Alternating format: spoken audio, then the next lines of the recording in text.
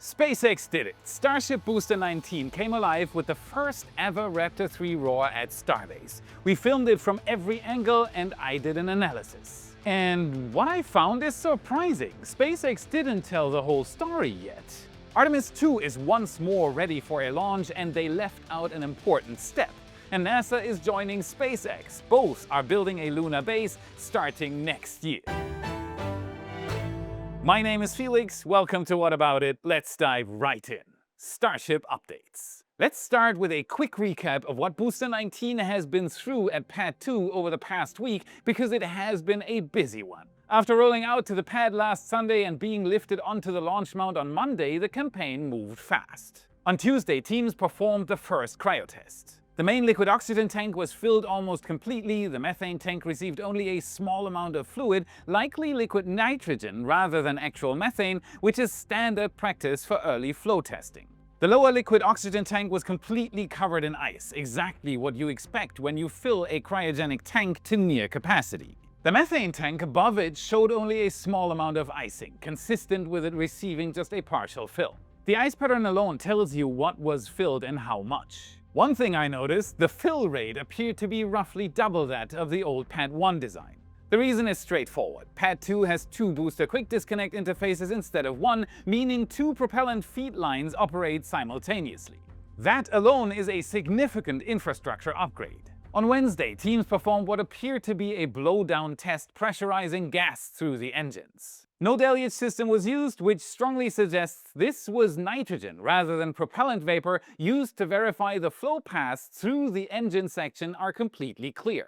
Thursday brought a second cryofill, again with the main oxygen tank loaded almost completely and the methane tank only partly. After that, teams brought in bright drone searchlights to inspect the vehicle under load. The scene was genuinely dramatic. The booster standing on the pad in the dark, searchlights illuminating the top of the launch mount, and the booster quick disconnects while frost and vapor covered the vehicle. That is the kind of footage that will look incredible in the final edit you're seeing right now. After inspections concluded, something else was observed inside the flame trench below the booster. White vapor becoming visible. Possibly a spin prime of the engines, though we cannot confirm that with certainty. And Friday was supposed to be the big day, static fire time. Road and beach closures were filed, the community was watching, and then SpaceX did something completely unexpected. They lifted Booster 19 off the pad entirely. The chopsticks grabbed the booster, lifted it clear of the launch mount, and set it down on the transport stand parked in the staging area right in front of the pad. And there it sat for 26 hours. Now, the obvious question, why? In the old Pad 1 design, SpaceX had what they called the dance floor. It did not involve John Travolta. It was a platform that could be raised between the legs of the orbital launch mount, providing technicians with a flat surface directly beneath the booster. From there, they could inspect the engine section, the Raptor engine bells, the thrust structure, everything underneath the vehicle without ever having to move the booster itself. And Pad 2 does not have that option. The design is completely different. There are no OLM legs. There is no flat surface between them. Instead, there is a flame trench with a wedge-shaped flame diverter running down its center. It is a much more capable design for handling the exhaust of 33 Raptor engines, but it means there is simply no space to insert a dance floor platform underneath the booster while it is sitting on the mount. So if you want to inspect the engine section, the bottom of the thrust structure, the interfaces that connect the booster to the pad, you have to lift the booster off the pad to do that. And that is exactly what SpaceX did. Teams spent 26 hours going over everything. And when they were satisfied with what they found, the chopsticks picked Booster 19 back up and placed it back onto the launch mount. This is an important moment for the program. It confirms a new operational procedure specific to Pad 2. Periodic engine section inspections will require lifting the booster. That is not a problem. SpaceX built the chopsticks to do exactly this kind of operation, but it is a workflow that did not exist at Pad 1, and now we have seen it executed for the first time. So a lift does not necessarily mean a rollback anymore. As for the static fire we were all waiting for, new closure dates were filed. The primary window was March 15th. Backups ran through March 16th, 17th, and 18th. The reason listed is simply spaceflight activities. And we did not have to wait long for action. On Sunday, SpaceX treated us to a special delight: a Raptor 3 igniter test on the pad. I presume we saw all 10 engines do this simultaneously. A bright flash can be seen beneath the pad with a partially fueled Booster 19 sitting atop it. What this test did was to run the igniters of the preburners. Propellant was fueled. The igniter is ignited, but if at all, combustion only occurred for a very short time. On Monday came what we had all been waiting for. Fueling began at 1 p.m. local time, and we saw the same fast fueling speed once again. Incredible to see this. We do have a few rare images that got leaked over the years, and these are old enough that I'm willing to show them here. That's how large these tanks are on the inside. Imagine what this looks like when the tanks fill that fast. Fueling was done at around 1:40 p.m. and at precisely 1:42 p.m. no one knows if this was intended. The detonation suppression system kicked in, shortly followed by the deluge system, and then we saw this. It looks like all 10 engines ignited. Short duration, maybe 3 to 4 seconds of firing, but the size of the white plume tells us that this must have been more than 1 or 2 engines. The whole process looks very clean, no visible problems, at least from the outside. We'll get back to that in a second. What can't be overstated is the importance of the event. It's the first time ever that a version 3 Starship stage ignited anything other than headlines after a rupture. It's the first time Raptor 3 engines were fired outside of a test stand and mounted on an actual vehicle. And it's the first time this pad has seen anything more than deluge tests and fueling operations. Good job, SpaceX, you guys rock.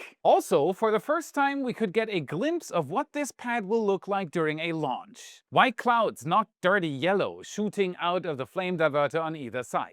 No obstruction of the booster, no dirt cloud, all very clean and, dare I say it, beautiful to watch. Now for the visible or invisible problems. A short duration static fire is normally exactly 6 seconds long. We've seen this many times. As of recording this episode, there was no official word yet, but this might or might not have been an abort. We'll have to wait for confirmation. I'll talk about this again on Friday if there is any additional news coming from SpaceX. Now, depending on whether this was a clean static fire or an abort, I expect SpaceX to take Booster 19 back to the production site for checks, hopefully to install the missing engines, or to possibly even fire it again today. This might have already happened by the time you're watching this episode. If so, I'll have it in the Friday episode. Efficiency is everything for SpaceX, and it should be for you as well. Today's video sponsor comes with a full team, Sintra.ai. Meet your new personal assistants, intelligent tools, each with their own special abilities. Are you looking for a better AI experience? I found assistants that really feel natural to work with. There's Cassie, an inbox management specialist handling countless customer interactions without breaking a sweat. It delivers accurate support, fast and surprisingly human-like. Amazing for generating FAQs, manuals, and so much more. Sintra.ai has even more to offer. It was never easier to run your own AI team that is fun to interact with. Like Soshi, your social media manager, ready to create and plan your social media posts. 12 new assistants are eagerly waiting to help with your daily tasks. What are you waiting for? Go to Sintra.ai/Felix or use code Felix to get an exclusive 72% off all plans. 14-day money-back guarantee. Thank you, Sintra, for sponsoring this video. Back to Starbase. Over at the production site, the pipeline for Flight 13 is already moving. On Saturday evening, SpaceX lifted the transfer tube for Booster 20 into Megabay 1. For those not familiar, the transfer tube on a super heavy booster is a Falcon 9-sized piece of hardware, and it is one of the final major components to go in before a booster can continue its stacking procedure to complete the stack. Avid Space's cameras captured the entire operation, and its scale is impressive. It arrived horizontal and was raised to vertical within the bay before being lifted into the aft section of the booster. This is not a small component at all. Size is really hard to get across in a video. Booster 20 is the third version 3 Super Heavy, and seeing its transfer tube go in while Booster 19 is still in testing at the pad tells you exactly how SpaceX intends to operate this program.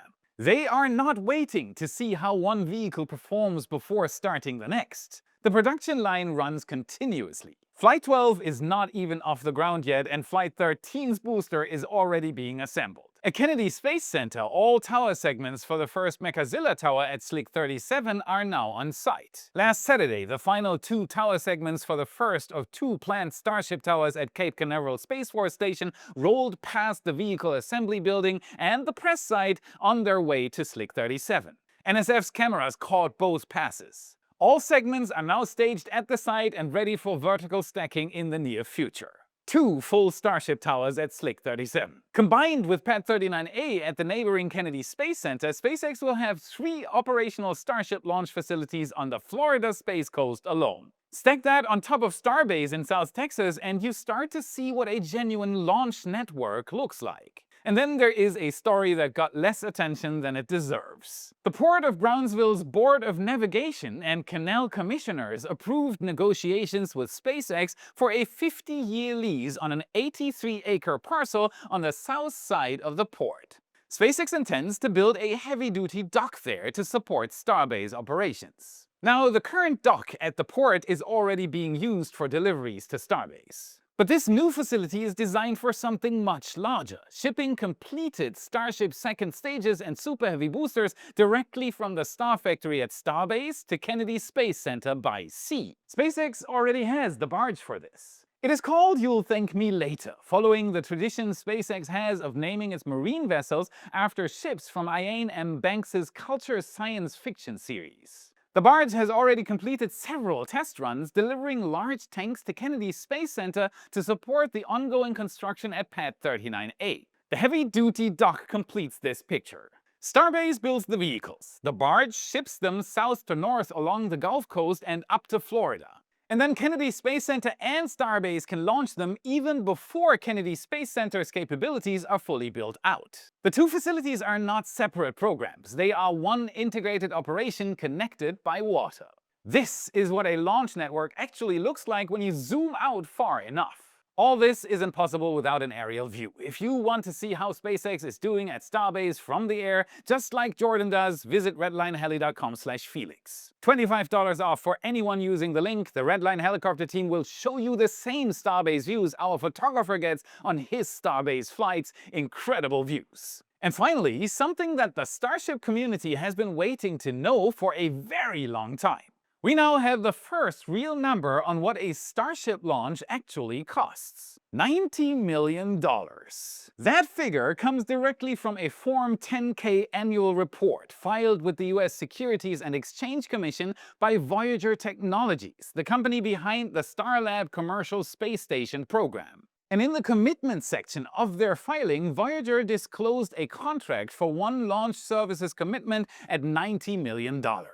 The launch provider is not named in the filing itself, but the context makes it clear this is SpaceX launching Starlab to orbit on Starship, because no other rocket is big enough. Now let's put that number in context, because context is everything here. A Falcon 9 launch currently costs around $74 million. Starship costs $90 million. That is a difference of $16 million.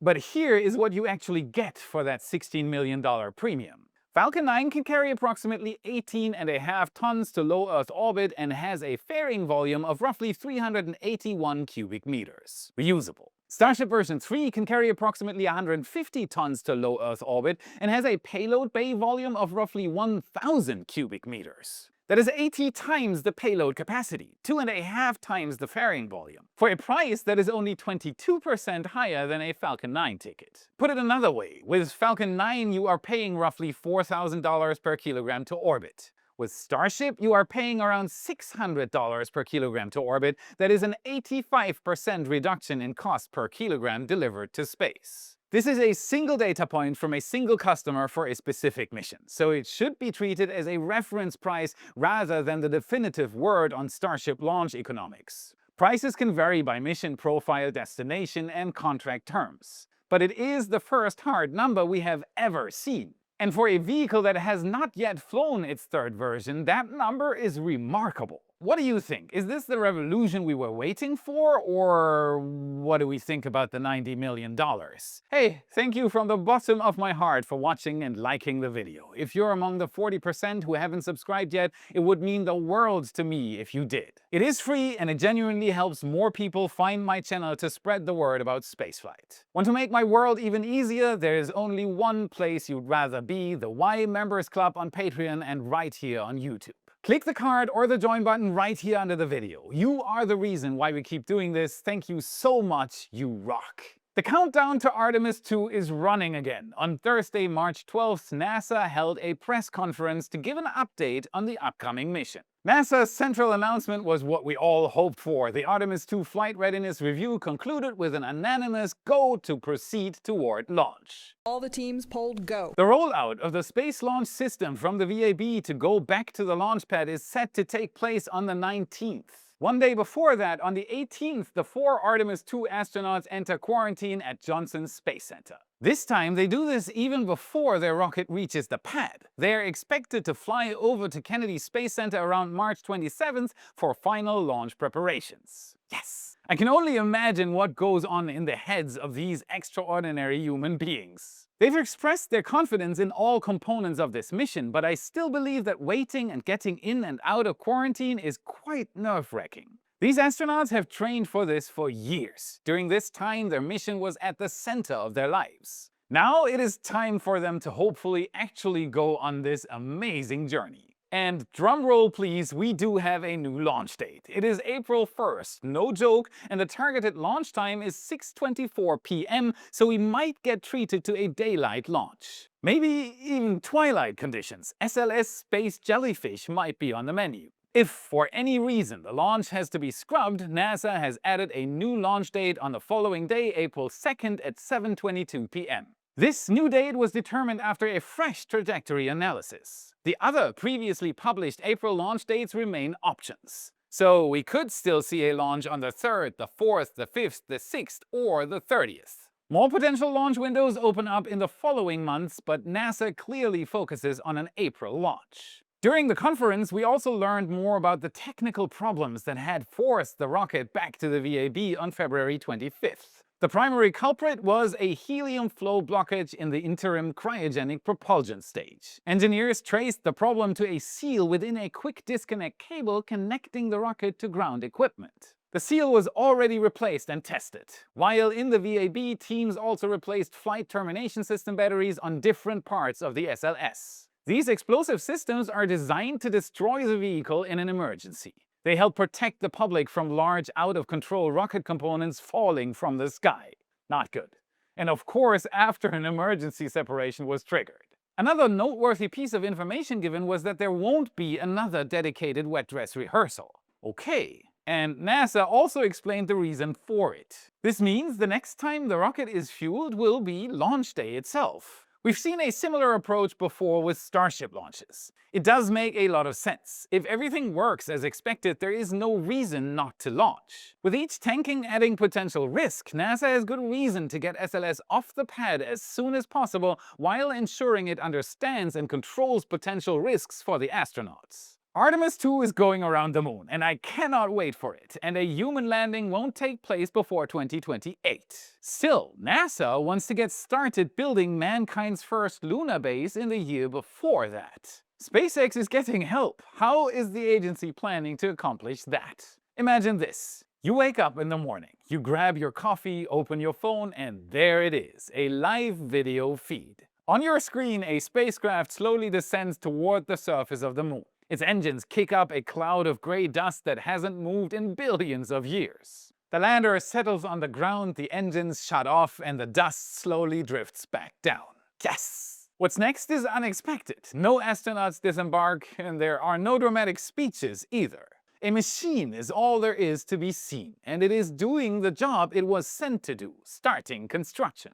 If everything goes according to plan, this might not be science fiction. It might be something you can actually watch happen starting as soon as 2027. That's like next year. The United States is preparing for something humanity has never attempted before, building a permanent base on the moon, and I am all for it. The most fascinating part is how it will begin, not with astronauts, but with robots. For decades, building anything on the moon sounded like something from a distant future.